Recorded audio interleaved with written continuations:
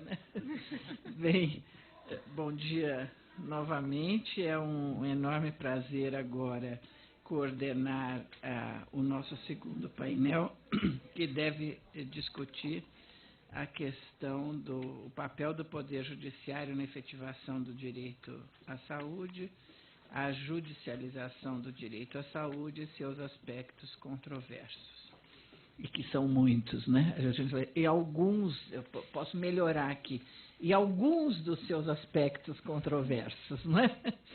Eu tenho o enorme prazer de ter como colegas nesta banca o professor Celso Campilongo, professor aqui da Faculdade de Direito, que tem trabalhado conosco já há muito tempo, no Centro de Estudos e Pesquisa de Direito Sanitário, mais especificamente agora nesse projeto que a gente chama carinhosamente do projetão no núcleo de pesquisa, discutindo a democracia sanitária. O doutor Jean Uema, que é nosso colega da PUC, né? E hoje o consultor jurídico da PUC, do direito da PUC, né? Por isso que ele é o consultor jurídico do Ministério da Saúde, vem fazendo um brilhante trabalho lá, realmente dando um outro status à consultoria do Ministério. E isso posso fazer publicamente porque estou convencida disso. O Dr. Luiz Raskovski, que está assessorando a defensora-geral, né, em São Paulo, na área civil, tem bastante experiência num campo que é também fundamental. E a nossa colega, a doutora Silvia Badim, nós temos, bom, estamos falando de judiciário e só temos operadores do direito na mesa, a doutora Silvia, que é doutora e professora da UNB na saúde pública, né, Silvia? Saúde coletiva. Isso. Então, tá bom. Eu estou muito feliz de estar com esses colegas.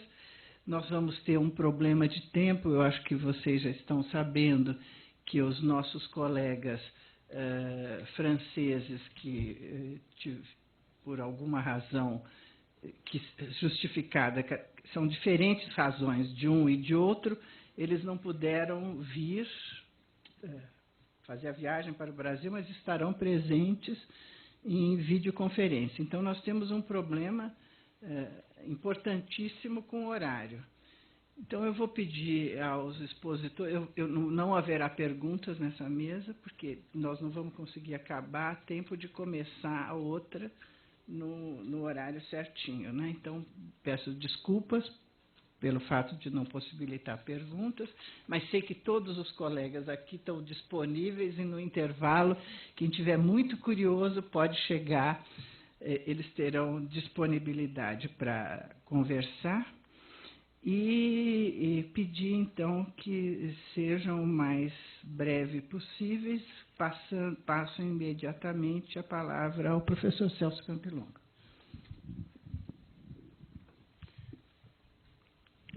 Muito obrigado, professora Sueli. É uma honra poder participar da 10ª edição deste Seminário Internacional de Direito Sanitário. Eu tive o privilégio de acompanhar estes seminários desde o primeiro, enfim, e seguir esta trajetória é um motivo de particular orgulho.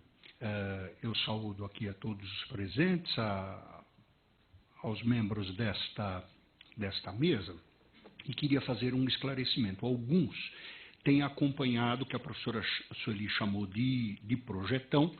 Numa parte deste projetão que diz respeito justamente ao judiciário, judicialização do direito à saúde, eu tenho acompanhado este projeto. Então, os pesquisadores, o pessoal que está envolvido no projeto, talvez pudesse imaginar. Acho que o professor vai falar alguma coisa a respeito da pesquisa empírica que a gente tem feito, e eu não farei isso.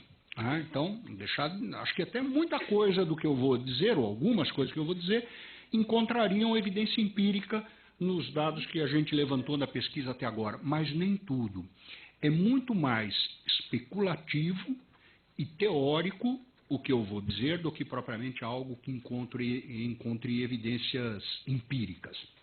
E já que vocês não poderão fazer perguntas depois da minha exposição, então eu vou abusar aqui na minha inventividade e passarei incólume ao longo da exposição. Bom, discutir a judicialização das políticas públicas de uma maneira geral, ou a judicialização do direito à saúde, tem se tornado quase que num modismo. Várias são as teses, várias são as pesquisas que se debruçam sobre este tema.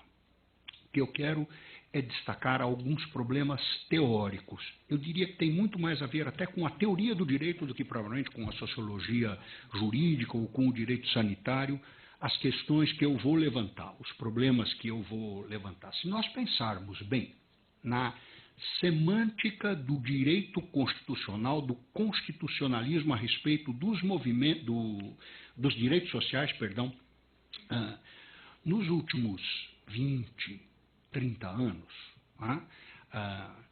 aqueles que têm um relacionamento com a Constituição de 88 ou com a preparação da Constituição de 88 de caráter, digamos, mais histórico, olham para aquilo como se fosse história, e não como o meu caso, o caso da professora Sueli, que vivemos aquela história, aquilo lá para a gente não é tanto história, é um pedaço das nossas vidas. Até 1988, poderia dizer que alguns conceitos importantíssimos na semântica do constitucionalismo contemporâneo, há 30 anos, há 25 anos, praticamente não eram utilizados. Peguem um manual de direito constitucional do início dos anos 80 e encontrem lá uma discussão a respeito da reserva do possível. Encontrem lá algo a respeito do mínimo existencial. Encontrem lá algo a respeito da proibição de atuação insuficiente. Encontrem lá algo a respeito de normas programáticas. Encontrem a própria expressão políticas públicas. Eu sou de uma época em que política era tudo pública, agora não, tem políticas públicas e políticas privadas. A semântica do direito constitucional mudou muito de 30 anos para cá. Eu acho que compreender os problemas de judicialização do direito à saúde envolve um pouco entender as razões. Por que mudou a semântica? E como, com a nova semântica, nós temos alguma dificuldade para tratar juridicamente destas questões. Tudo que eu falei aqui, reserva do possível, proibição do tratamento insuficiente, mínimo existencial, tudo isso tem a ver com o direito à saúde. Mas não são estes conceitos consolidados na dogmática constitucional e muito menos conceitos suficientemente consolidados na jurisprudência. Quando nós lidamos com um direito como o direito à saúde, não foi por acaso que o diretor da faculdade, na abertura aqui dos trabalhos, festejou, saudou o fato de que o encontro na Faculdade de Direito, mas integrava a Faculdade de Direito com a Faculdade de Medicina, com a Faculdade de Saúde Pública, com outros institutos da Universidade de São Paulo, destacando a interdisciplinaridade como uma característica. Muito bem, todos estes conceitos do constitucionalismo moderno também procuram facilitar a vida desta interdisciplinaridade. Acho que um pouco o risco que nós corremos com isto, com este tratamento que é inevitavelmente aberto do direito para outras áreas do conhecimento ou para outros sistemas de comunicação que não o sistema jurídico, é o risco de que o direito acabe por perder a sua identidade. Professora Amélia Kohn fez um comentário aqui quando discutia os movimentos de junho deste ano no Brasil inteiro, dizendo, olha, mas esses movimentos parece que eles são portadores de uma bandeira de negação da política. Né? Eventualmente nós poderíamos dizer uma outra forma de se fazer política. E nós podemos entender esta negação da política como uma, digamos, estratégia ou uma tentativa de sobreposição, de confusão, de mistura entre saúde, direito, economia, política, tornando-se tudo isto uma massa indiferenciada, né, que tem na bandeira da negação da política um aspecto apenas.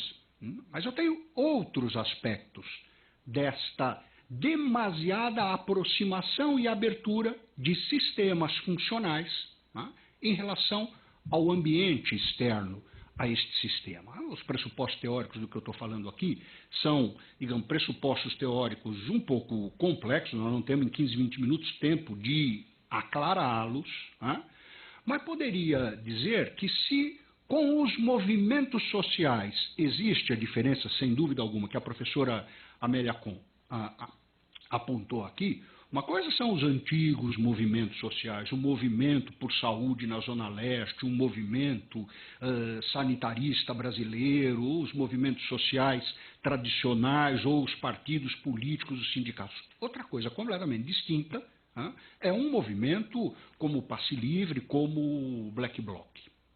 Mas com relação ao direito, eu encontro algum paralelismo. A maneira de se tratar o direito, de se construir teoria do direito, aplicação e interpretação do direito, passa por transformações análogas e não pode, evidentemente, permanecer insensível a estas transformações nos movimentos sociais.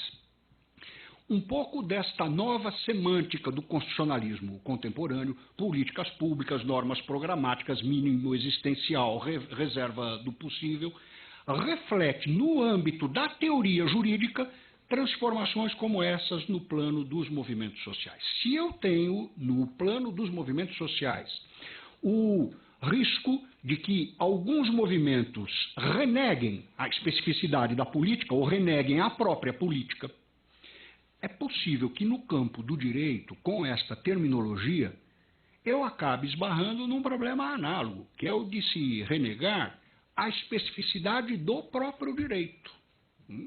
E de cair naquilo que, salvo engano, foi a professora Sueli que mencionou, em, digamos, advogados que fazem o papel de péssimos médicos ou de péssimos engenheiros ou de péssimos farmacêuticos.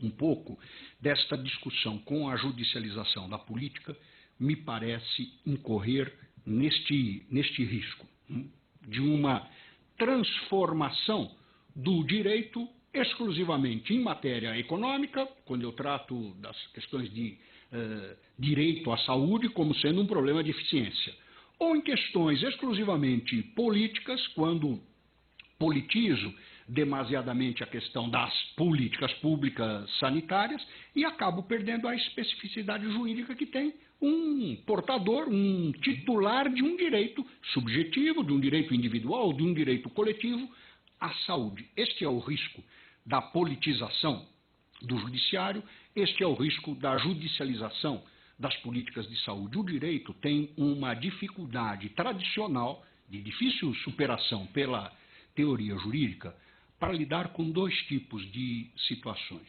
O direito tem uma enorme dificuldade para lidar com grandes números. Daí a nossa tradição jurídica liberal e individualista. Quando eu introduzo o problema de direitos difusos, de direitos coletivos, isto envolve grandes números, isto traz uma carga política muito grande para o direito, mas uma dificuldade de operacionalização jurídica destes grandes números. Então, este é um primeiro problema da judicialização do direito à saúde, porque o direito à saúde envolve especialmente grandes números. Ele é importante, como falava a professora Sandra Vial, não tanto pela saúde, mas pela doença. Eu poderia dizer, ele é importante não apenas pelo pequeno número, ainda que seja importante, sem dúvida alguma, em relação àquele indivíduo que tem o seu direito à saúde negado, mas o impacto político, econômico e jurídico do direito à saúde está justamente no problema da doença para o grande número. Então, eu tenho aqui uma dificuldade. Uma outra dificuldade tradicional da teoria jurídica e, consequentemente, dos operadores jurídicos, daí os problemas de judicialização do direito à saúde, está em lidar não apenas com grandes números, mas questões de elevada complexidade, questões complexas. Uma coisa é eu tratar do direito líquido e certo num mandado de segurança. Uma coisa é cuidar de uma ação de despejo por falta de pagamento. Outra, completamente distinta, é lidar com esta infinidade de possibilidades de acesso à justiça para se pedir a tutela do direito à saúde, que envolve essas situações de elevada complexidade, de relação entre o direito e o orçamento estatal, o direito e, eventualmente, uma política econômica, o direito e a questão de saúde propriamente dito. Isto torna uma questão jurídica de elevada complexidade. Acontece que, com o direito à saúde, nós esbarramos sempre nestas duas dificuldades. Ou eu tenho grandes números de um lado, ou eu tenho questões de elevada complexidade de outro. Bom, isto envolve, eu vou citar apenas alguns aspectos relacionados à teoria jurídica e a problemas de judicialização do direito à saúde. Bom, nós podemos começar falando de problemas de organização burocrática do próprio sistema jurídico. O sistema jurídico, de uma perspectiva bem tradicional, foi, digamos, concebido e pensado para lidar com uma hierarquia formal, inclusive normativa, mas não exclusivamente. Normativa e organizacional. Basta eu pensar nas várias instâncias de tramitação de um processo, basta eu pensar na hierarquia das leis, o problema da portaria, o problema do decreto, a que fazia referência agora há pouco o professor Fernando. Num segundo momento, isto talvez tenha caracterizado o século passado, o século XX, esta hierarquia formal foi se deslocando para um critério de organização hierárquica muito mais relacionado à matéria do que propriamente à forma. Então, alguns espaços se tornam espaços mais relevantes por conta da matéria que tratam, e não tanto em decorrência da hierarquia dos tribunais ou da hierarquia das leis. Mas nós vivemos num momento em que tem-se a impressão, e isto, ao meu ver, tem impacto na judicialização do direito à saúde, em que nenhum modelo, nem outro, parecem organizar de forma hegemônica a conflituosidade em torno da afirmação de um direito. Assim como os movimentos sociais se organizam em alguma escala em forma de rede, eram os movimentos organizados em forma de rede, a que se referia a professora Amélia agora há pouco, movimentos conectados pela internet. Isto é uma realidade em relação aos movimentos sociais. Mas eu poderia dizer que é uma realidade também com relação ao sistema jurídico. Se eu tenho um sistema jurídico que depende, no final da linha, de uma pluralidade de centros com competência de produção normativa, seja por conta da descentralização, da participação em conselhos, da importância que tem decretos e portarias, da importância que tem esta pluralidade de centros de produção normativa, o fato é que isto também forma uma espécie de rede normativa que contraria os modelos de hierarquia organizacional, de hierarquia material, de hierarquia formal. Bom, eu tenho, então, uma forma de organização burocrática do material jurídico completamente distinta da tradicional.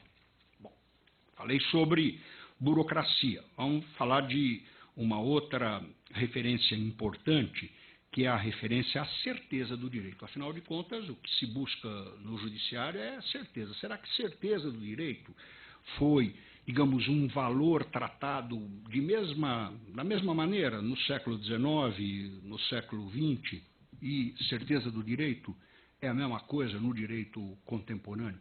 Muito provavelmente não.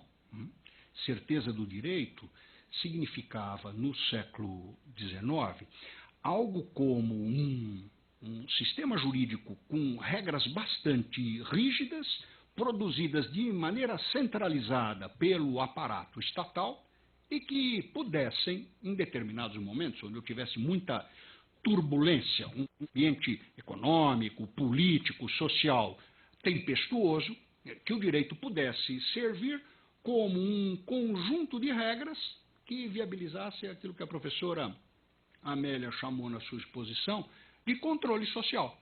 Eu tenho instabilidade na sociedade e o direito, de alguma maneira, introduz ou restabelece o controle social. A aplicação de uma sanção, ela fez referência a isso. Bom, ao longo do século XX, possivelmente esta perspectiva foi alterada. E eu tive uma inflação legislativa tão grande ao longo do século XX que o próprio direito deixou de oferecer os preceitos seguros, as regras precisas que pudessem solucionar os casos, e os próprios juristas começaram a imaginar, não, o problema parece ser um problema muito mais de incerteza interna ao sistema jurídico, ao sistema normativo, ao conjunto das regras.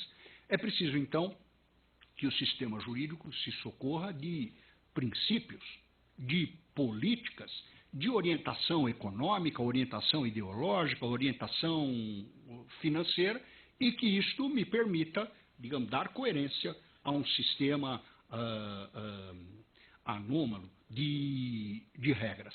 Como se uma certeza externa ao direito pudesse agora conferir certeza interna ao direito.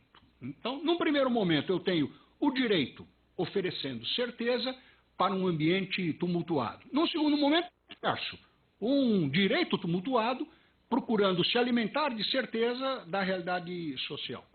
Bom, o juiz que julga um caso de políticas públicas ou de direito sanitário, os defensores públicos que se veem às voltas com estas questões, ou advogados, lidam com uma realidade que é tributária, digamos, da parte de incerteza desses dois períodos. Como se estivéssemos num momento em que é perfeitamente possível vislumbrar a incerteza interna das regras e a incerteza externa dos princípios, dos valores, das políticas públicas, da economia. Isto, de forma alguma, significa uma captis diminutio ou, digamos, algo que torne o direito desimportante. É justamente o inverso. A sua importância reside justamente de oferecer um papel de um sistema de tomada de decisão em modelos que não se organizam mais com base em critérios de certeza. Qual é a utilidade do direito num mundo de incertezas? É possível aqui novamente dizer que movimentos sociais de tipo heterodoxo são movimentos que procuram lidar com este ambiente de incerteza também. Estou traçando aqui um paralelo, já que vocês não vão poder perguntar nada depois, estou abusando da paciência de todos. E faço uma última referência para identificar, né? A palestra fala em aspectos controversos da judicialização do direito à saúde. Eu vou chamar a atenção para mais um aspecto controverso, na minha maneira de ver, que diz respeito ao conceito de responsabilidade. Especialmente em termos jurídicos, menos do que políticos ou sociais. Né? O direito trabalhava em priscas eras, quando se imaginava como um instrumento capaz de oferecer certeza para a sociedade, um parâmetro para responsabilização jurídica era o conceito de responsabilidade subjetiva, responsabilidade decorrente da culpa. Ao longo do século XX, este conceito foi gradualmente sendo abandonado, né, substituído pela ideia de responsabilidade objetiva, independentemente de culpa. Tá?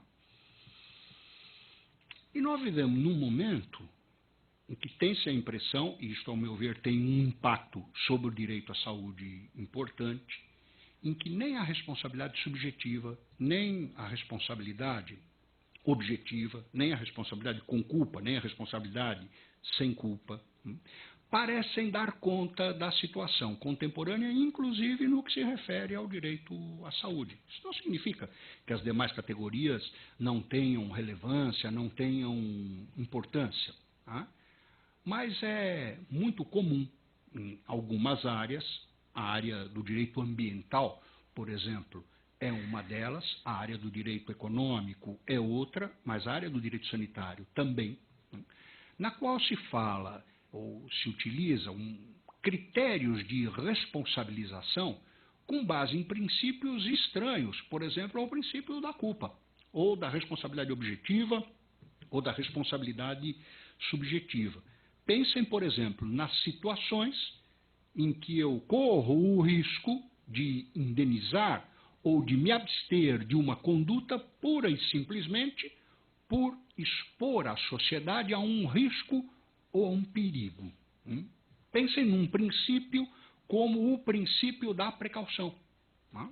E tragam esta discussão toda para a judicialização do direito à saúde, do direito sanitário. Bom, tudo isto vai fazer com que eu tenha, digamos, o reforço, e não como aparentemente muitos julgam, muitos julgam, olha, essa judicialização das políticas públicas, essa judicialização do direito à saúde, para encerrar aqui a minha intervenção, a minha exposição, esta judicialização politiza demasiadamente o judiciário, faz com que o judiciário assuma o papel da política ou o papel da economia. Não vejo necessariamente como tendo esta característica, não. Tá?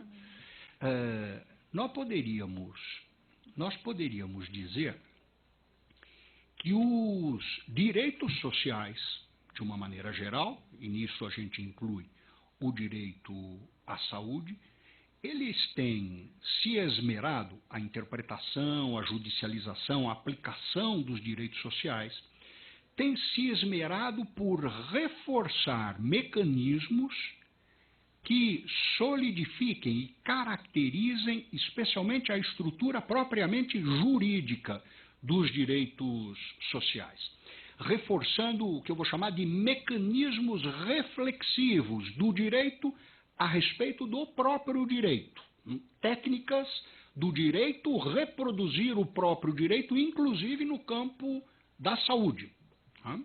Esta, digamos, proliferação de fórmulas autorreflexivas, ela não se dá apenas no campo do direito, ela se dá também no campo da política, mas eu vou trazer alguns exemplos que conectam política e direito, especialmente por conta de que nós estamos aí numa pesquisa, num projetão que trata da participação política, da relação da participação política com a efetivação do direito à saúde.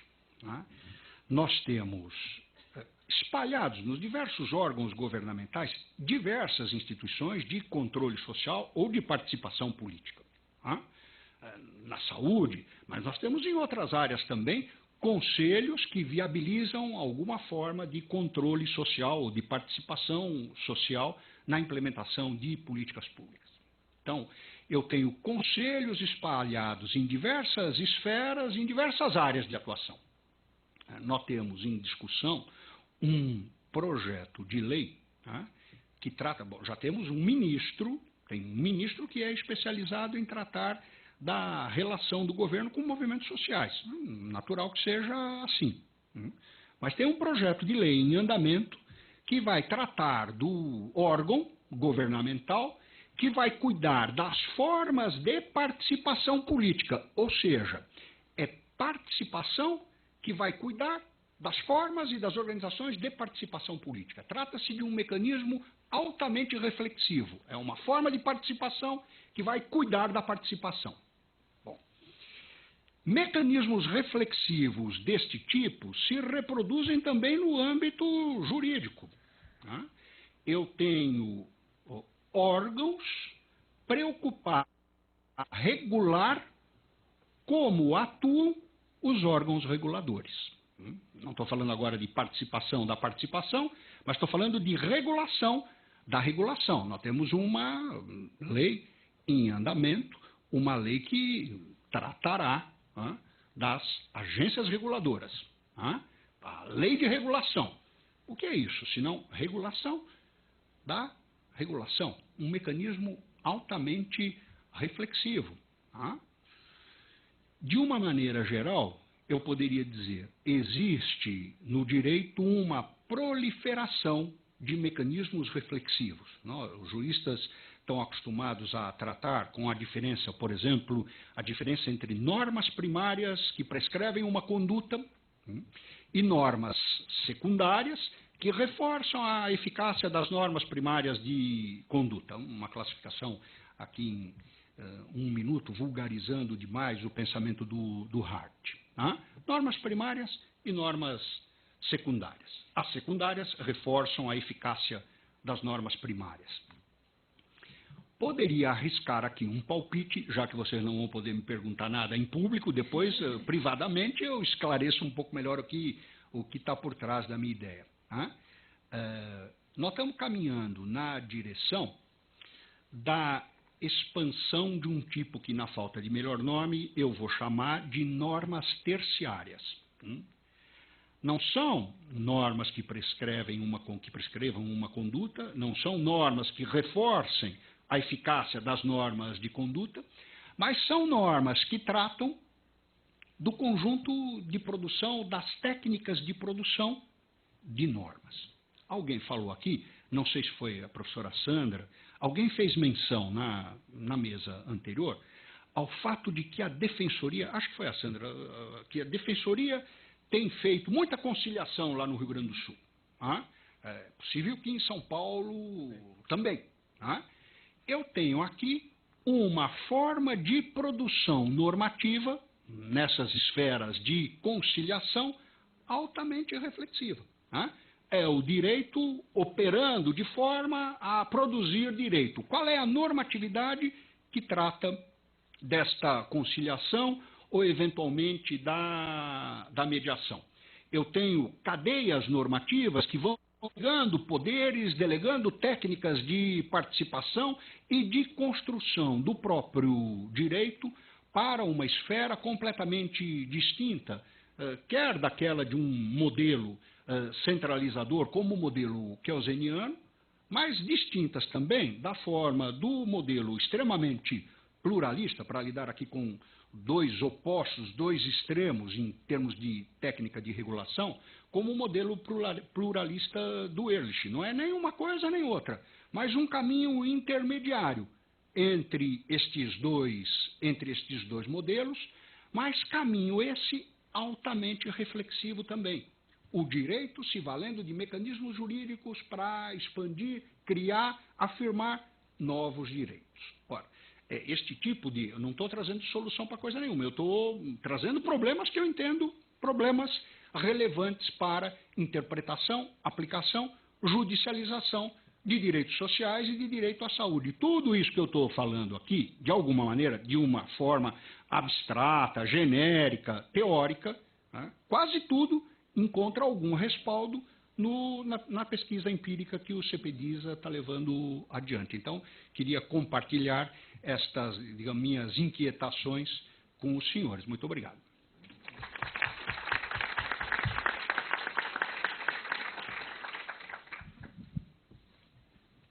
Bem, muito obrigada, professor. Acho que foi excelente. Não precisa ficar com medo, não. Acho que não haverá uma fila de questionamentos aí na saída. Pode ser o professor... Posso passar a palavra agora ao nosso colega Jean Uema, consultor do Ministério da Saúde? Obrigada. Obrigado, professora. Bom dia a todos, bom dia a todas. Vou agradecer, professora, aqui, é uma honra estar aqui nesse seminário. A senhora, né, representa efetivamente uma referência no direito sanitário. A gente tem bebido muito dessa fonte, do Fernando também, né, em Brasília, nos seminários que a gente promove lá e nos que a gente tem ido, no que a gente tem podido ler sobre direito sanitário. Eu sempre faço uma apresentação em relação à judicialização da saúde sobre o impacto que isso representa do ponto de vista do governo federal, mas hoje eu me permiti sair um pouco desse script, né, e trazer aqui algumas reflexões, aproveitando a natureza do seminário, né, com a dificuldade de falar depois do professor Celso Campilon, é claro, mas trazer algumas reflexões, né, com tal o tema proposto sobre aspectos controversos, e são muitos, né, como a senhora disse, desde a questão sobre a própria eficácia dessas decisões, das ações judiciais, o impacto que elas têm, né, no que isso representa do ponto de vista das políticas públicas, se isso é um meio de garantia efetiva do direito à saúde.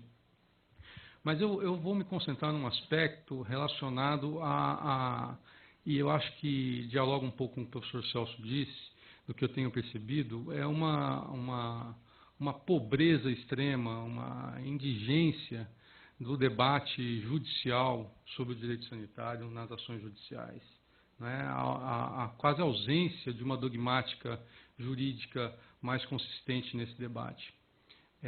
Eu acho que isso acontece com muita força no Brasil. Obviamente que há exceções, né?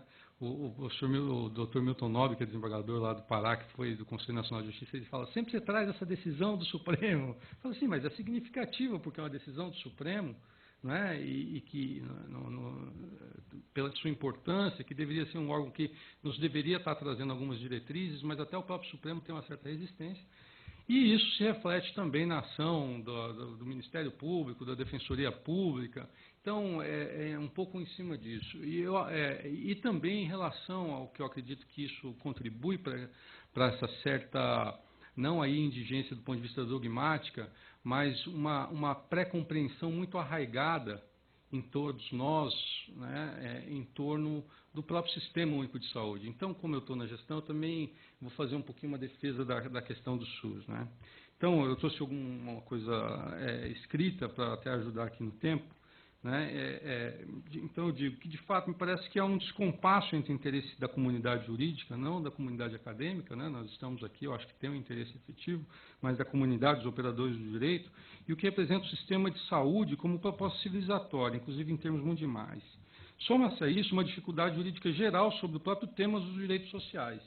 Acho que há uma falta também de uma reflexão sobre os direitos sociais, e o Canutilho fala isso, né? Abre aspas, e ele faz uma crítica muito mordaz. Ele fala, paira sobre a dogmática e teoria jurídica dos direitos econômicos, sociais e culturais a carga metodológica da vaguidez, indeterminação e impressionismo que a teoria da ciência vem apelidando em termos caricaturais sob a designação de fusismo, ou metodologia fuse. Em toda a sua radicalidade, a censura do fusismo lançada aos juristas significa basicamente que eles não sabem do que estão a falar quando abordam os complexos problemas dos direitos econômicos, sociais e culturais. Né? O livro dele, Direitos... Estudos sobre Direitos Fundamentais, página 100. Então, eu acho que isso se aprofunda quando nós trazemos essa realidade para o Brasil e para a realidade das ações judiciais em saúde. Com efeito, um dos aspectos mais controversos na judicialização da saúde, acredito que, assim como nas demandas judiciais relacionadas a outros direitos fundamentais sociais, é uma superficialidade excessiva, uma análise por demais perfunctória do ponto de vista da fundamentação jurídica e do método interpretativo adotado, um juízo quase sempre monotemático e literal do texto constitucional, e não raro reduzido. Né? Geralmente as decisões vão até ali, o direito é direito de todos e dever do Estado. Sequer continuam no artigo 196. Né? Naquela que é a interpretação mais pobre, que é a literal, eles param no meio do texto do artigo. Né? Do texto da norma, que não é a norma. Né? Teoricamente empobrecido, né? e não raro estritamente emocional, intuitivo, sugestionável. E isso, obviamente, uma demanda em saúde, é uma demanda que é muito forte do ponto de vista do seu impacto, porque nós estamos tratando de um bem fundamental da vida, talvez, né, aquele mais relevante. Então, o juiz ele treme quando ele se depara com uma ação judicial que diz que se o paciente não tomar aquele remédio em 48 horas, que sequer passou pelo registro da Anvisa, que a medicina baseada em evidências ainda não avaliou a sua eficácia, ele fala, bom, é melhor eu dar isso aqui porque ele não morre na minha mão, né? Mas eu dei o remédio. Então, tem um aspecto emocional muito forte, né, muito intuitivo, muito sugestionável. Isso reduz sobremaneira a própria legitimidade jurídica, social e política das decisões, né? Sua força normativa, que inclusive, eu tenho alguma discordância, pode inclusive reorientar políticas públicas. É muito comum vislumbrar-se nas demandas de saúde uma incompreensão dos atores jurídicos acerca de conceitos e institutos específicos, e mesmo do ponto de vista da temática mais geral dos direitos fundamentais sociais. Conceitos que hoje já poderiam estar sedimentados, inclusive muito bem tratados na doutrina, né? Aqui as lições imprescindíveis da professora Sueli Dallari e Fernando White, que produzem esse próprio trabalho que tem sido feito aqui no núcleo da USP, na Unicamp, na CPDISA, na UNB, né, na Fiocruz, né, como, por exemplo, integralidade, regionalização, descentralização, universalidade, equidade, hoje ainda enfrentam muitas vezes um tratamento equívoco por parte dos operadores jurídicos. O que não dizer de conceitos mais gerais, como mínimo existencial, né? Você pegar uma decisão judicial que trabalha esses conceitos da teoria geral dos direitos sociais, dos direitos fundamentais, da dogmática jurídica, é muito difícil, né? A própria organização do sistema, hoje já extensamente regulada, é facilmente ignorada. A questão da federação, só para dar um exemplo da federação, a questão da solidariedade entre os entes nas demandas judiciais, né? Que o Supremo, eu acredito numa decisão ainda também muito criticável, mantém o aspecto da solidariedade e não se aprofunda nesse debate que doutrinariamente já tem muito avanço. Eu trouxe aqui uma citação aqui da professora Sueli Dallari, né, da professora Paula Dallari, e depois da professora Sueli Dallari. A professora Paula fala, uma nova conformação, o SUS é uma nova conformação de tipo estrutural para o sistema de saúde, cujo objetivo é a coordenação da atuação governamental nos diversos níveis federativos no Brasil. Isso ela fala no conceito de política pública, no seu livro, em Direito.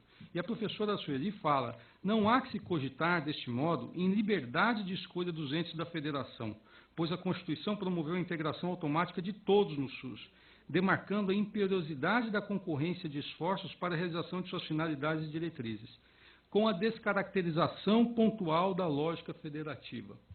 Então, essa questão, por exemplo, da descaracterização pontual da lógica federativa, muitas vezes é difícil as pessoas entenderem, mas para operadores do direito, estudiosos, não deveria ser tão difícil.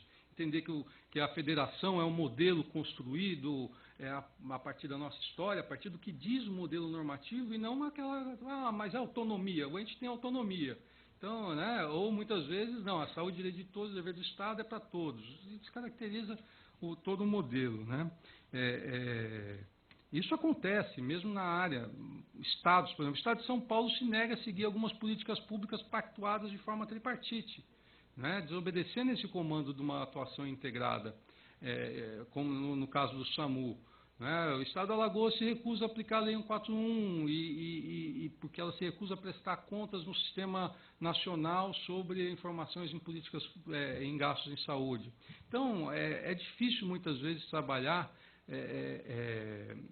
sem considerar que é necessário esse aprofundamento desses atores jurídicos, né, nessa questão dos conceitos dogmáticos. Eu trago essa decisão do Supremo, e é uma pena que aqui não dá para ler muito, mas em 2011, uma decisão sobre retinose pigmentar. Eu trago sempre ela para mostrar essa fragilidade dogmática na atuação do Poder Judiciário. Não estamos falando de um juiz que está com medo de uma decisão que precisa dar que o doente vai morrer, né? Mas a retinose pigmentar já está claro que não há um tratamento para retinose pigmentar. Houve uma série de, né, um outro aspecto controverso da judicialização, que nós nem vamos entrar, que são as fraudes e tudo mais. Já tinha sido descoberto já há algum tempo que tinha uma fraude de uma agência de viagem levando pessoas a Cuba para o tratamento lá em Cuba. Isso já estava superado, inclusive, no âmbito do Poder Judiciário de primeira e segunda instância, e vinha o Supremo em 2011 e não voto numa turma, né, na primeira turma, mas por 3-2, né, determina que o Ministério de Saúde paga a viagem a Cuba para tratamento de retinose pigmentar. E o fundamento, veja só, obviamente que não foi esse do ministro Luiz Fux, mas ele fala ali que, em termos de esperança, que é preciso acreditar, com base num prêmio Nobel de Medicina, que as pessoas que são tratadas e têm fé, elas têm uma chance maior de se recuperarem. Então, ele fundamenta o voto dele na esperança. Isso está no acórdão, né, se vocês quiserem ver. É óbvio que tem uma posição contrária, que eu trago uma posição muito acertada do ministro Lewandowski, né, naquela posição dele ali, rejeitando esse tipo de argumento. Então, o que eu trago nesse primeiro momento, essa falta de aprofundamento na teoria geral dos direitos. E professor, isso não tem nada a ver com a questão da fraternidade. Eu acho que a esperança, se fosse até com base na fraternidade, eu acho que ele poderia trazer um argumento plausível, né? Falando em fraternidade, uma dificuldade, recentemente nós soltamos uma portaria do Ministério da Saúde que fala em amorosidade no âmbito da política para a educação no SUS, e fomos ridicularizados pela Folha de São Paulo, né? Trazendo um conceito que efetivamente transcende muitas vezes aquela lógica, né, racionalista, para incorporar um elemento emocional que existe mesmo nas relações do SUS, mas não foi muito bem aceita na grande mídia. Então, falta-nos, em verdade, e não é o caso dessa decisão, porque essa decisão ela traz um conceito e não aprofunda, não trabalha, né, nos processos judiciais em saúde, um aprofundamento na teoria geral dos direitos fundamentais, sociais, e a construção e adoção de uma dogmática jurídica consistente, como especificação daquela teoria geral, e que deve estar apoiada em modelos jurídicos resultantes de processos fundamentados, com esteio no ordenamento vigente. Pois, como diz Tércio Sampaio, a dogmática jurídica não se exaure na tarefa, embora relevantíssima e decisiva, de interpretação, construção e sistematização dos modelos jurídicos, numa análise de todos os processos que integram a técnica jurídica, pois implica e pressupõe a determinação de seus princípios constitutivos na condicionalidade do ordenamento vigente. Isso o professor Celso disse aqui, que muitas vezes nesse próprio ordenamento jurídico vigente do Ministério, do conjunto da saúde no Brasil, como está muito entranhado com normas de diversos escalões e tudo mais, muitas vezes até supera mesmo esse conceito da hierarquia e tudo mais, e hoje em dia as decisões basicamente só tratam da Constituição, desconsiderando todo o ordenamento jurídico vigente, né? Ou como diz o próprio Miguel Reale, ao tratar da dogmática jurídica, cujos raciocínios se desenvolvem tendo o ordenamento jurídico como lugar geométrico da validade de seus juízos. É isso que nós não observamos hoje, né, nas decisões judiciais em saúde, isso que eu tenho chamado de pobreza jurídica, né, pobreza dogmática das ações judiciais em saúde, tanto do ponto de vista do Poder Judiciário como do próprio, né, dos outros atores jurídicos. Obviamente que quando isso não é uma realidade, né, geral, há setores que estudam, o Ministério Público tem desenvolvido um trabalho, o próprio Poder Judiciário tem se esforçado nesse sentido. Eu acho que a entrada do Poder Judiciário para valer em 2009 nesse debate, com aquela audiência pública, foi muito importante. Há decisões do Supremo, é preciso dizer, né, como decisões principalmente do ministro Gilmar Mendes, naquela época conduziu, que tenta construir, sim, uma dogmática jurídica para a decisão judicial em saúde. O próprio CNJ edita resoluções, né, Resolução 31, que também faz uma orientação para os juízes. Então, obviamente que isso é uma tentativa, mas ainda é incipiente. E, rapidamente, não sei quanto tempo eu tenho, não sei, tem que encerrar, né? Eu só gostaria de falar uma coisa, que a pré-compreensão no âmbito da saúde, ela é muito, nem vou ler, vou falar rapidamente, ela é muito forte. Assim, uma dificuldade pessoal, que eu acredito sem perigo de ser muito leviano, que também é uma pré-compreensão da grande maioria desse auditório, se não da quase totalidade, que nós não somos usuários SUS dependentes, né? Nós temos planos de saúde. Então, isso tem gerado nesse debate que eu vejo do ponto de vista da saúde, uma compreensão muito deficiente sobre o sistema, muitas vezes, né? Isso é muito forte também no Poder Judiciário e no Ministério Público, que também não são, né? E na própria sociedade, por exemplo, a sociedade faz um debate da educação para todos. Os empresários participam da campanha Educação para Todos, né? Porque a educação tem uma outra função também. a saúde não. Mas eu acho que essa pré-compreensão do ponto de vista do que representa o SUS é muito forte, né? Por um lado, também nós temos uma concepção quase dogmatizada dos sanitaristas, né? De uma reverência excessiva. Isso tem dificultado muito o debate. Mas eu quero dizer isso aqui para dizer o seguinte, que a incompreensão dos juristas, dos operadores de direito, sobre a centralidade do SUS na garantia do direito, né? Nós temos uma sobrevalorização da questão da judicialização da saúde, como fazendo parecer que ela é o instrumento garantidor da saúde no Brasil. Né, com todas as críticas que nós podemos fazer ao SUS, mas o que garante o direito à saúde no âmbito, né, que tem concretizado historicamente a saúde a partir da Constituição é o SUS, é o Sistema Único de Saúde. Né, e o Judiciário lançou uma campanha, o CNJ, que Justiça faz bem à saúde. Né? A Justiça é um elemento que eu acredito efetivamente vai atuar e vou finalizar, vai atuar efetivamente naquele momento da falha do sistema, né, que é muito grande, efetivamente tem muitas falhas. Só para trazer aqui alguns números do SUS, para a gente ter uma dimensão de como que essa pré-compreensão muito arraigada sobre as deficiências do sistema de saúde, ela muitas vezes nos sustenta, lembrando que são 150 milhões de pessoas SUS dependentes, ou seja, aquelas que não dependem do SUS para todas as ações de serviço de saúde, e 50 milhões que, né, como nós, temos planos de saúde. E o SUS dá conta desses 150 milhões e desses 50 milhões que tem planos de saúde. Porque se algum de nós aqui for fazer um transplante algum dia, provavelmente, quase certamente vai fazer esse transplante pelo SUS. Né? Então, com todos os seus problemas, é gigantesco, é assombroso alguns números. Né? São 3,2 bilhões de procedimentos por ano. Estou encerrando. 500 milhões de consultas por ano, 1 milhão de internações por mês. Né? O maior sistema público de transplante do mundo, 90% do mercado de vacina. O gasto com assistência farmacêutica, por exemplo, em 2013, foi de 8 bilhões. E a judicialização no âmbito federal foram 300 milhões, né? 340 milhões.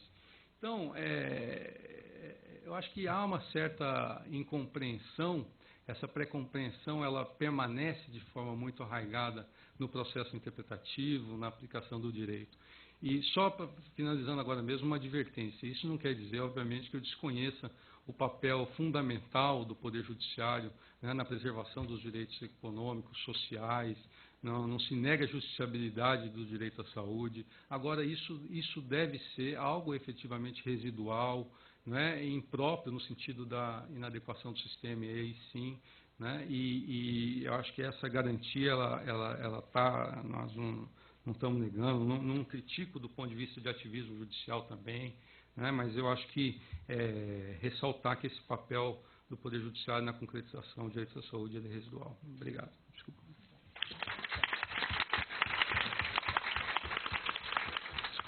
Muito obrigada, foi excelente. E, então, rapidamente, palavra ao Dr. Luiz Raskowski. Obrigada. Bom dia a todos e a todas. Queria primeiro agradecer a professora Sueli e ao professor Fernando pelo convite.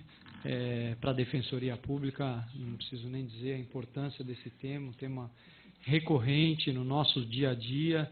Para se ter uma ideia, a questão da judicialização da saúde, só aqui na capital que ela fica em segundo lugar, porque nós temos o problema de 176 mil crianças sem creche. Então, somente aqui no município de São Paulo, que não é a primeira demanda da Defensoria, mas nas outras nossas 41 unidades, a questão na área civil da judicialização das questões da área de saúde, ela está lá sempre em primeira da lista. Assim como também o Tribunal de Justiça também já fez em 2011 um levantamento que os planos de saúde eram a demanda na área civil também de maior judicialização.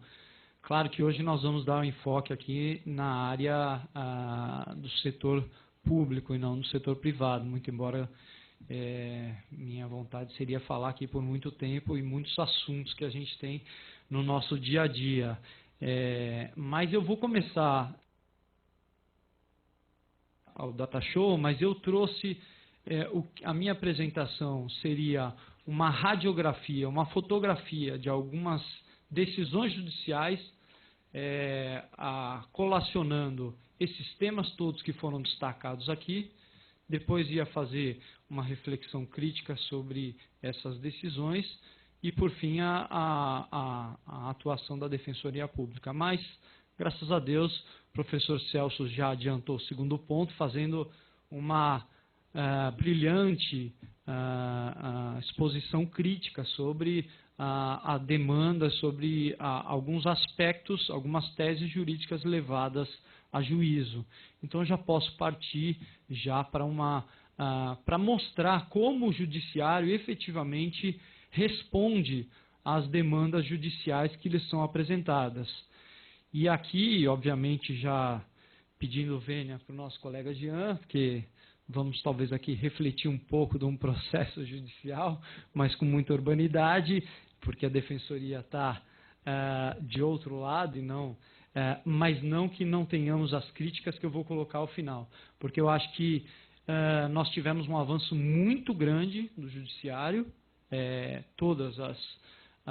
não, data vênia, não concordo talvez com a pobreza das discussões, é que, na verdade, como disse o professor Celso, na medida que essas discussões se repetem, elas parecem pequenas, mas no fundo são, nós tivemos de 88 para cá, se a gente for lembrar, que foi a partir da Constituição Federal de 88 que o direito à saúde foi alçado ao patamar de direito fundamental. Até então, tinha acesso à saúde somente aqueles que eram contribuintes da Previdência. Então, o trabalhador não tinha esse acesso que hoje o artigo 6º e o artigo 196 seguintes colocaram, como saúde como direito social e um direito de todos, etc., que já foi colocado aqui na mesa. Então, o trabalhador ele só era beneficiário até 88 daquelas campanhas públicas de vacinação, tal, ou num caso de urgência, num caso de emergência.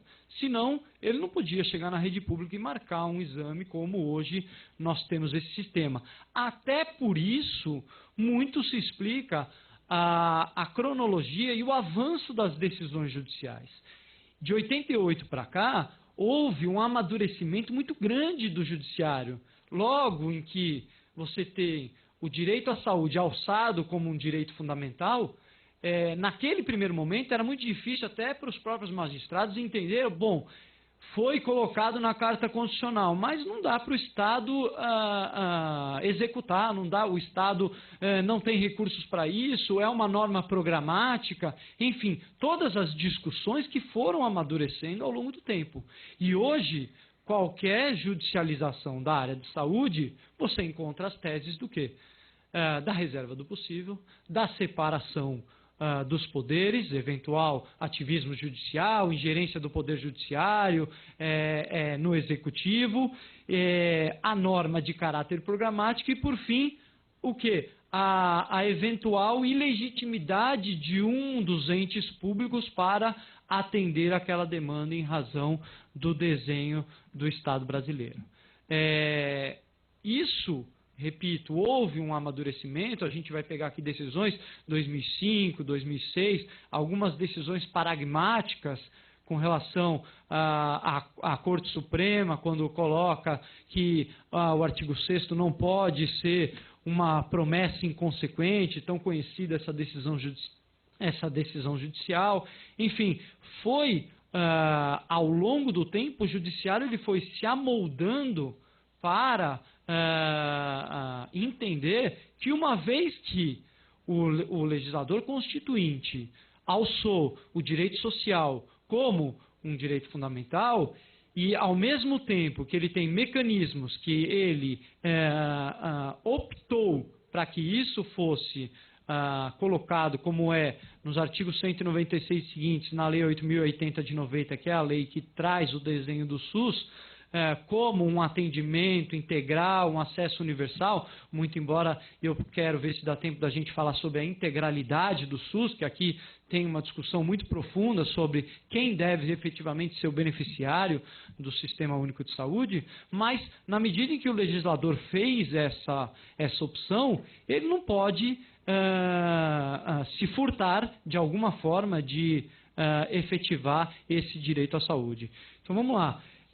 As primeiras decisões que eu trago aqui, como disse, a primeira discussão, qualquer demanda judicial que a gente leva a juízo, vai ter uma primeira discussão que é a discussão da separação dos poderes, que é aquela discussão clássica dizendo que o ente, na sua defesa, ele diz, olha, eu não posso, o judiciário não pode dizer o que eu, executivo, tenho que fazer. A gente tem um desenho de separações de poderes no artigo 2º, então eu não posso, não pode haver vamos dizer, um controle judicial das políticas públicas pelo judiciário, na verdade, né? Então, a DPF 45, que é muito conhecida, um julgamento de 2004, coloca lá, parece-nos cada vez mais necessária a revisão do vetusto dogma da separação dos poderes em relação ao controle dos gastos públicos e da prestação de serviços básicos no Estado Social, visto que os poderes legislativo e executivo no Brasil se mostraram incapazes de garantir um cumprimento racional dos respectivos preceitos constitucionais. Ora, o que está dizendo, e nas decisões seguintes também vem dizer, é o seguinte, o Poder Judiciário ele só vai atuar na medida em que houver uma omissão ou uma atuação insuficiente do Executivo. Ou seja, ele vai atuar de forma subsidiária. Não quer dizer, assim como a Corte Maior é a guardiã da Constituição Federal, na medida em que se tem uma omissão e que essa omissão está colocada num artigo da Constituição Federal, então nós temos todo esse debate, aquela evolução teórica sobre o neoconstitucionalismo, sobre a concretização da Constituição Federal, sobre a força dos princípios na Constituição Federal. Então, aqui a separação, uma vez que o Judiciário decide essa decisão, não quer dizer que ele está entrando na esfera do Executivo. Ele está entrando na esfera do Executivo uma vez em que o Executivo não atuou ou não cumpriu aquela promessa constitucional. E uma vez que a gente entenda todo esse arcabouço teórico que a Constituição Federal não tem letra morta e que muitas vezes nem precisaria de uma lei infraconstitucional para dar a concretude que a Constituição precisa, então não há essa afronta. Também um RESP aqui também coloca de novo, no entanto, ao Poder Judiciário, ainda que em bases excepcionais, determinadas especialmente nas hipóteses de políticas públicas definidas pela própria Constituição Federal, não tem caráter de imposição. E aqui a segunda tese, que é aquela tese que quando a gente leva ao Poder Judiciário um pedido na área de saúde, seja medicamento, seja tratamento, o Poder Judiciário já também afastou a questão que o Executivo dizia, olha, isso está dentro da discricionariedade do Executivo, é uma norma programática, eu entendo sim que é um direito social, mas tem que ser respeitado as políticas públicas e o tempo dessas políticas públicas e o desenho que o Executivo politicamente decide para dar a efetivação às políticas desenhadas. Então, essa é uma decisão bastante conhecida e que afastou de vez o chamado caráter programático da norma do artigo 196, que coloca lá que a saúde é um direito de todos, dever do Estado, devendo ser concretizada mediante políticas públicas que deem caráter para a prevenção das doenças e o acesso universal. Tá? Também foi muito festejada essa decisão que dá o caráter de direito subjetivo, o caráter de direito público subjetivo. Para que eu trago essa discussão? Porque ela é importante na medida em que ela vai influenciar outras discussões, por exemplo, da integralidade. Ou seja, toda vez que o judiciário dá uma decisão dizendo que A ou B tem direito a um tratamento ou A ou B tem direito a um medicamento,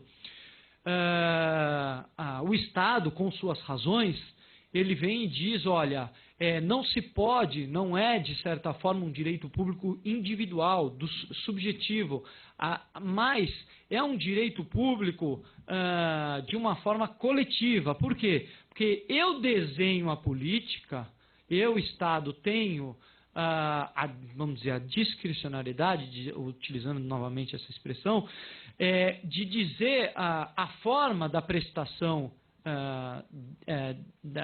da prestação de saúde. Então, na medida em que a gente reforça que é um direito público, a gente afasta também essa discussão de dizer que cada pessoa individualmente tem o direito, ainda que isso venha a dizer que atrapalhe, cause um embaraço, cause um transtorno, cause uma confusão para o Estado como gestor da política pública, na medida em que ele tem que dar um medicamento fora da lista, etc., mas é um direito público subjetivo.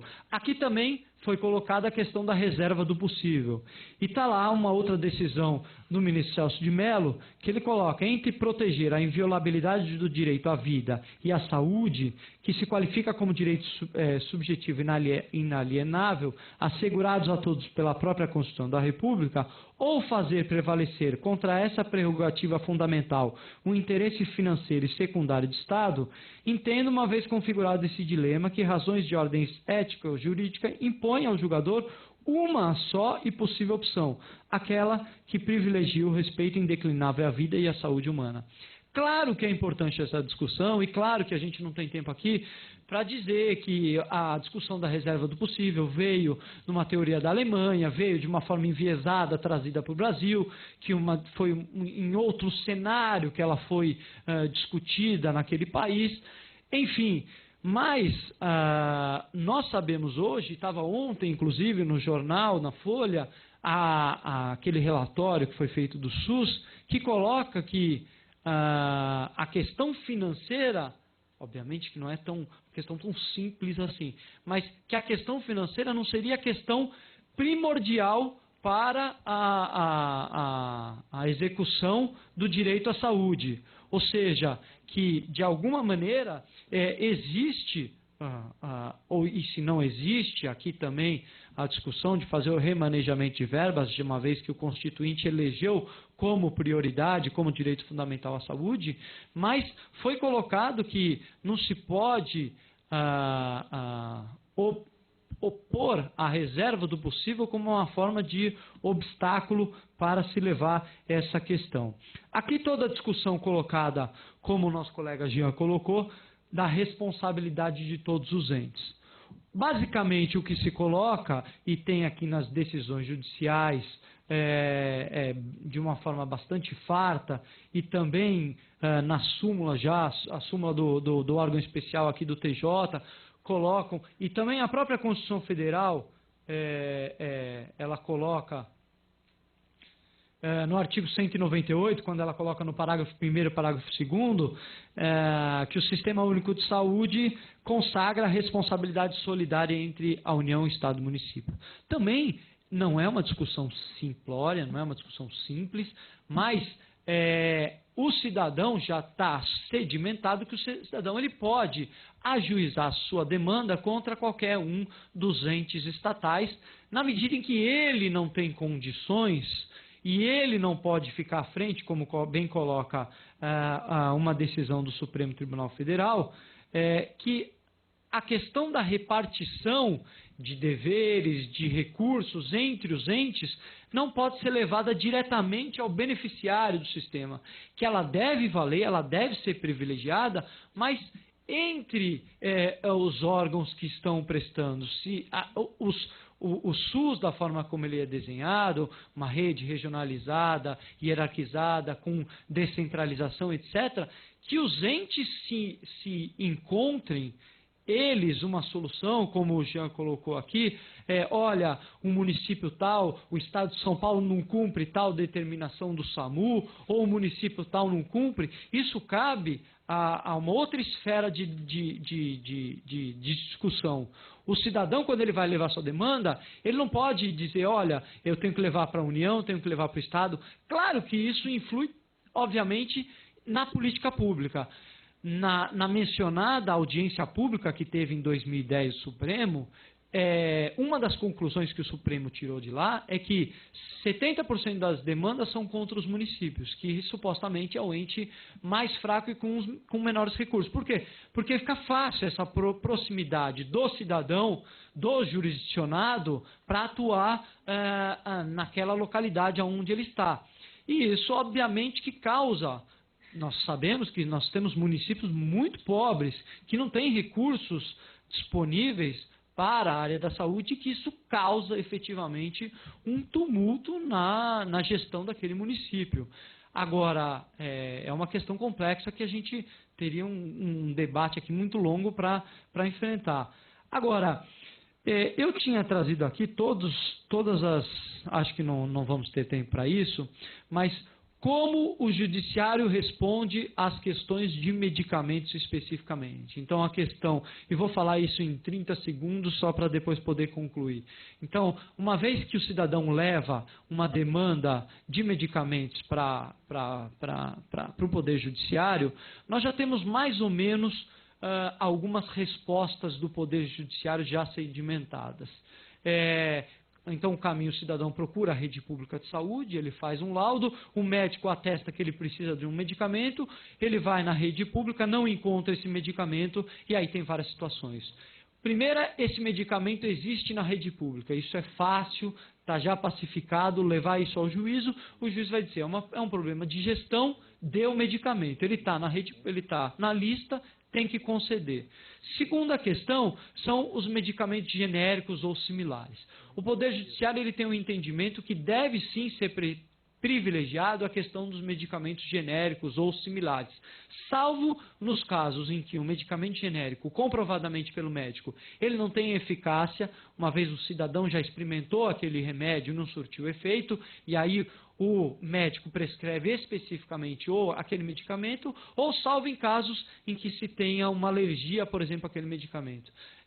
Nós tivemos certa vez na Defensoria Pública, muitas mães que vieram no mesmo período, que for fraldas, aqui não vou dizer a marca, mas fralda também é uma outra complicador que a gente teria que discutir aqui, mas não temos tempo para isso, mas começou a dar alergia nas crianças e nós tivemos que pedir uma marca específica provando aos juízes, e os juízes determinavam essa troca justamente para não fornecer a similar. Questão de medicamento para patologia diversa, o terceiro ponto. Então, nós temos, por exemplo, de certa forma comum, nós sabemos que o Viagra ele é prescrito para disfunção erétil, mas em muitos casos, ou em alguns casos, o Viagra, por ele causar uma dilatação nas veias, muitas vezes ele é prescrito por alguns médicos para doenças respiratórias. Então, também existe essa discussão no Poder Judiciário, porque nós sabemos que o SUS está desenhado pelo protocolo clínico, medicamento, farmaco, doença. Então, fora desse binômio, para uma patologia diversa, nós temos uma certa resistência, mas o Judiciário também praticamente sedimentou o entendimento que, uma vez prescrito pelo médico e tendo um arcabouço ali técnico, é possível essa concessão. E, por fim, a discussão que causa maior transtorno são para os medicamentos fora da lista do SUS. E aqui teria uma discussão muito grande, que eu não vou conseguir, claro que, acobertar essa discussão, mas basicamente é a questão da integralidade que a gente dizia. O SUS, o Poder Executivo, ele pode definir numa lista quais são as políticas ou quais são os medicamentos que devem ser fornecidos para isso, e aí ele tem as suas razões para isso. Quais são elas? Por parte do governo, por parte do gestor público, que isso gera uma individualização da demanda, na medida em que o SUS ele faz um estudo também individualizado. Olha, para certa patologia, nós vamos conceder este medicamento. Por quê? Porque esse medicamento é o mais eficiente, os estudos mostram isso. Então, ele faz um quadro, um protocolo clínico para isso. E aí tem a questão do lobby da indústria farmacêutica, tem uma série de questões para os medicamentos fora da lista, que é a questão mais tormentosa levada ao judiciário. Já vou terminar em 30 segundos só para dizer o seguinte. É claro que, assim como concluiu a audiência pública do Supremo em 2010, da relatoria do ministro Gilmar Mendes, que só o Poder Judiciário não resolve a questão da saúde, que existe uma concentração de pedidos no município, que existe um benefício das decisões judiciais para as pessoas, de certa forma, de uma classe de uma categoria economicamente favorecida, que os remédios de alto custo, que eu ia também discutir aqui um pouco, eles representam uma parcela muito grande dos pedidos levados ao Poder Judiciário. Enfim, toda essa discussão existe, mas o que nós temos é um avanço muito grande do Poder Judiciário tratando a questão da saúde e a necessidade de se repensar mecanismos de atuação, seja como a Defensoria faz hoje, foi objeto de um prêmio Inovar em 2009, que a Defensoria Pública fez uma parceria com a Secretaria Estadual, abrindo uma porta administrativa no AME Maria Zélia, em que o cidadão, antes da judicialização, ele iria buscar lá, ele levava ali o seu pedido, e agentes da própria Secretaria de Saúde verificavam se aquele medicamento existia na lista, se poderia ser disponibilizado, porque o cidadão, ele não tem esse conhecimento, ele leva a receita dele, e muitas vezes não dá nem para entender o que está escrito na receita, e muitas vezes o judiciário replica também essa decisão. Como bem colocado aqui, muitas vezes o magistrado não quer ficar com esse problema no seu colo e ele defere aquele medicamento, quando poderia se verificar que esse medicamento já existe na rede pública, ele não está sendo disponibilizado naquela UBS, encontrado em outra. Enfim, nós temos um longo caminho aí para adequar toda essa discussão de efetivação dos direitos da área de saúde. Muito obrigado aí pela paciência.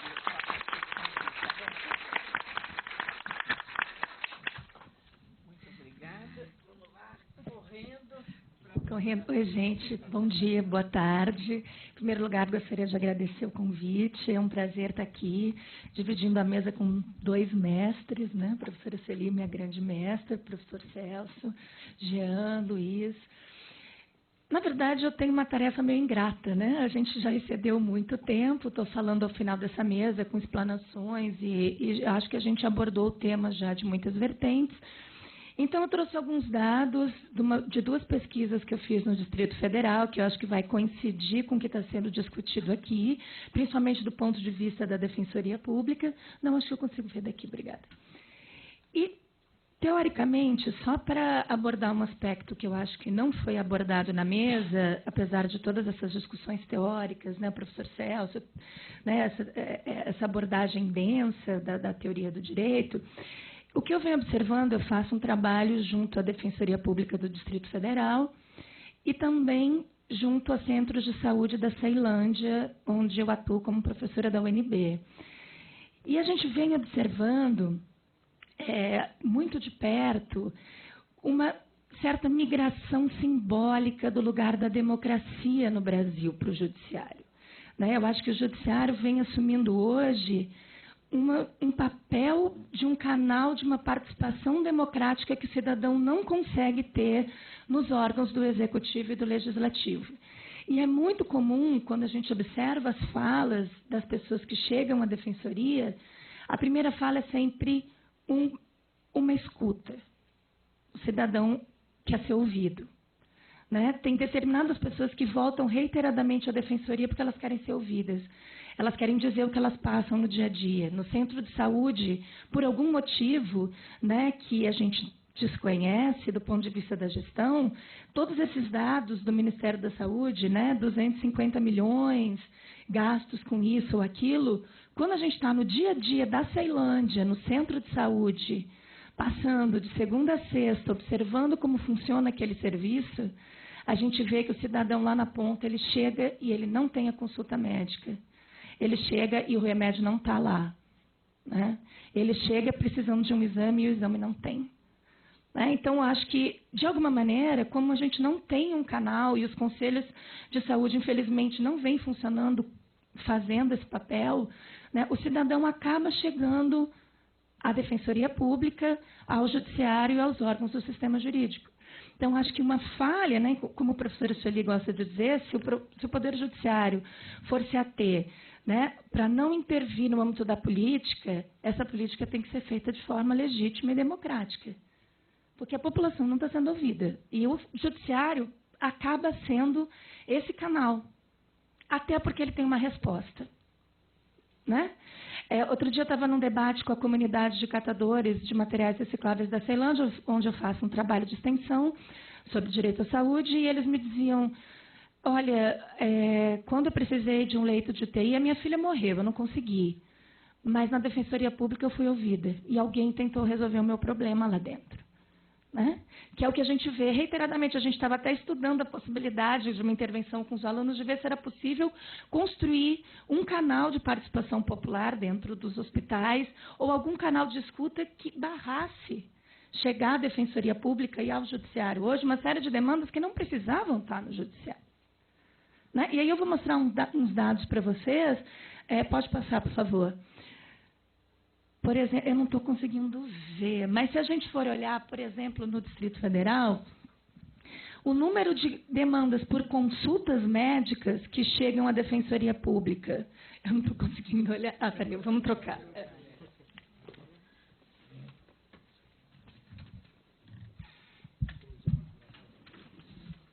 Pronto. Agora melhorou. Então, se a gente for ver, né? Pedidos por consultas médicas. Né? A gente fez uma análise de dados dos atendimentos feitos na Defensoria Pública através de ofícios, né? Porque a Defensoria Pública no Distrito Federal também faz o papel de mediador. Agora, a gente também acabou de implantar uma Câmara de Mediação no Distrito Federal. Já tivemos 2 reuniões, onde senta a Defensoria com a Secretaria de Saúde para decidir melhor essas demandas que chegam, que não precisam ir ao Judiciário. Né? Então, vejam, a gente analisou 893 atendimentos e 157 deles pediam consultas médicas. A gente achava até consulta com clínico geral. Claro que as especialidades, principalmente neurologia e psiquiatria, né? Mas consulta com clínico geral, ginecologista, a gente achou. Né? Chegando na Defensoria Pública, pedidos por relatórios médicos, vejam, 71 pedidos, porque a Defensoria Pública sempre tem como primeira conduta, quando não tem um relatório médico do SUS, ela vai buscar no SUS um relatório médico. Então, é sempre a primeira conduta. Bom, tratamento de saúde, vocês vejam, cirurgias, 187 pedidos, e isso evidencia que a gente está com um problema muito sério. Hoje, por exemplo, apesar de todos os dados do Ministério da Saúde de gastos de recursos, uma pessoa no Distrito Federal para fazer uma cirurgia eletiva demora 5 anos. De 3 a 5 anos. Principalmente as ortopédicas. A gente está fazendo mutirões de cirurgias ortopédicas e já são reiterados casos onde a pessoa demora 3 anos, de 3 a 5 anos para uma cirurgia eletiva. Né? Casos, outro dia entrevistávamos um senhor que dizia, olha, eu estou ficando cego porque eu estou esperando uma cirurgia oftalmológica 2 anos. Pelo SUS eu não consigo. Então, quando a gente vai e fala do ponto de vista do cidadão, quando a gente acompanha o dia a dia do cidadão, a gente vê que os números nem sempre condizem com a realidade. Né? E o dia a dia é esse. Então, a gente vê que desses pedidos, né, então a gente tem internações compulsórias aqui em pouco número, leito de UTI em pouco número nos atendimentos da Defensoria, extrajudiciais. Né? Muitos tratamentos de saúde, medicamento aqui aparece com 148 também. E também, indo ao encontro dos dados da Sandra Vial, da professora Sandra, dessas demandas, 62% a Defensoria consegue atender e resolver extrajudicialmente. Né? Apenas 27,81% desses casos foram propostas ações judiciais. E é interessante porque quando a gente vai, né, ao judiciário, e eu fiz uma pesquisa no TJDFT, a gente vê que os números se invertem, né? Então, a gente achou muito mais pedidos de leitos de UTI no judiciário, né? Porque são os casos em que a Defensoria Pública não consegue resolver extrajudicialmente, que é o que a gente deseja, que o judiciário passe a decidir os casos em que não é possível haver uma resolução extrajudicial do conflito, né? Internações compulsórias também aparecem com mais volume no judiciário do que de forma extrajudicial na resolução, porque muitas vezes não se chega a um consenso, né? E a gente vem enfrentando esse problema também no Distrito Federal das internações compulsórias da rede de saúde mental, onde se evidencia uma ausência na rede para abrigar um tratamento para uma pessoa que necessita de uma internação compulsória. Então, o que a gente faz com esse cidadão, né? E esse é sempre o meu receio quando se fala de judicialização e de limites do judiciário, é a gente voltar a um retrocesso social de uma desassistência, né? Então, se a gente tem que discutir o limite do direito à saúde, eu não tenho dúvida que sim, né? Se a gente tem que debater, mas contanto que a gente não retroceda a ponto de deixar uma pessoa sem atendimento, caso ela não se enquadre na política de saúde, né? Esse é sempre meu grande questionamento com a Lei 12.401, né? Que eu acho que como isso vai ser aplicado pelo judiciário a gente vai ver agora, mas eu aposto que o judiciário, em muitos casos, ainda vai fundamentar a decisão em princípios constitucionais para conceder em casos em que não está na política. Por exemplo, a gente não tem hoje leitos para internação de usuários de drogas. E a gente tem uma situação que a gente chega na Defensoria Pública, sérios casos, né? Os meus alunos, quando eu levo para lá, é sempre muito impactante para ver a realidade, casos e casos de pessoas que vão morrer se elas continuarem na situação que elas estão.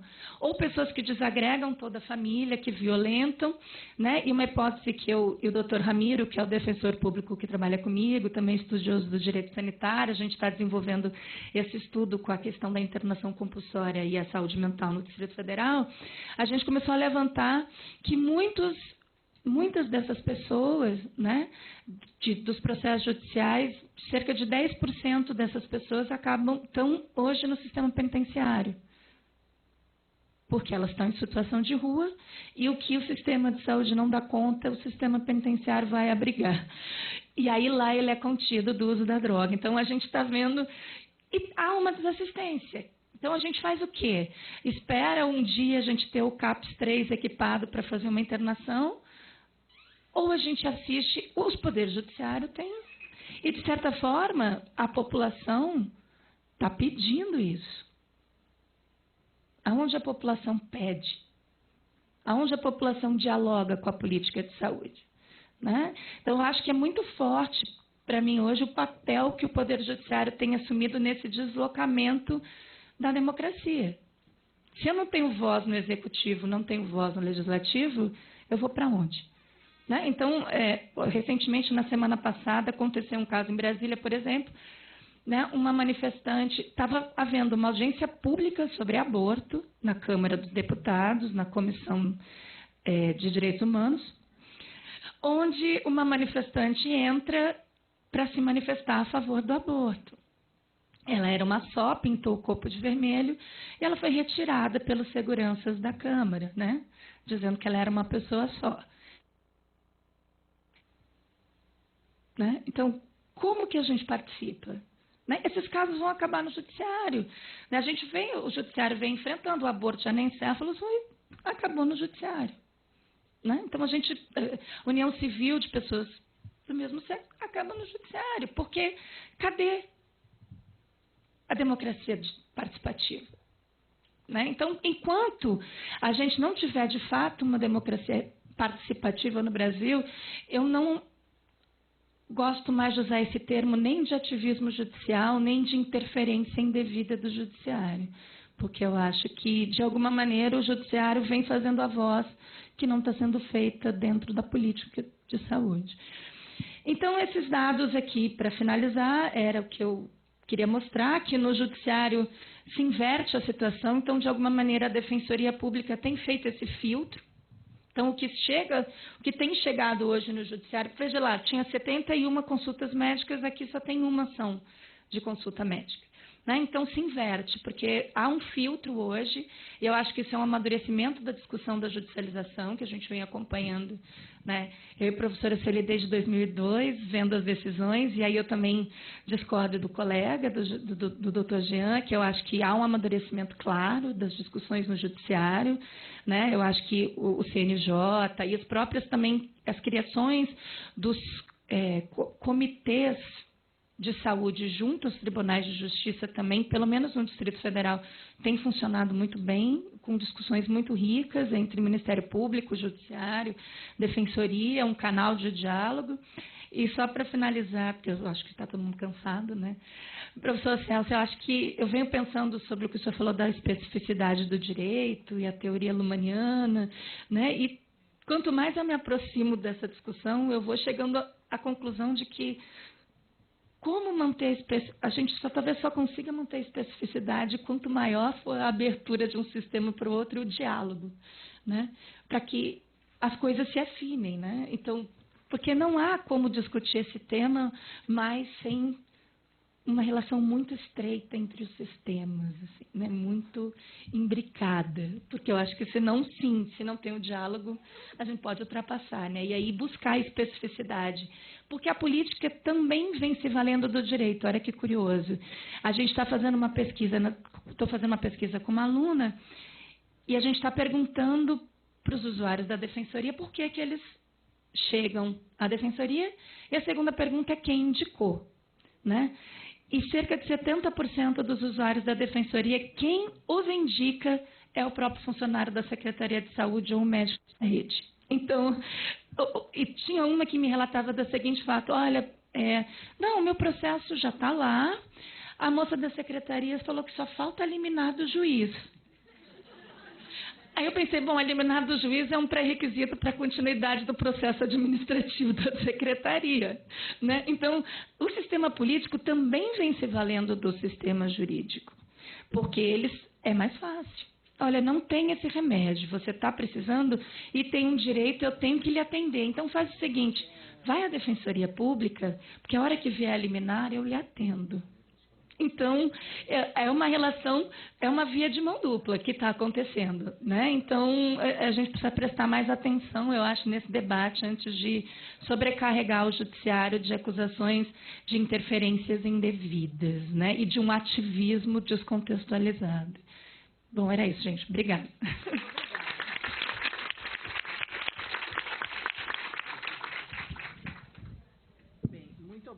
Muito obrigada, no fundo, a todos. A gente conseguiu quase se salvar. Nós temos um horário, então, muito preciso. Conseguimos 15 minutos com os nossos colegas franceses, mas precisamos começar, sem falta, às 2h15. Então, vamos ter que tomar um almoço rapidíssimo. Obrigada, viu? E muito obrigada a todos os colegas aqui.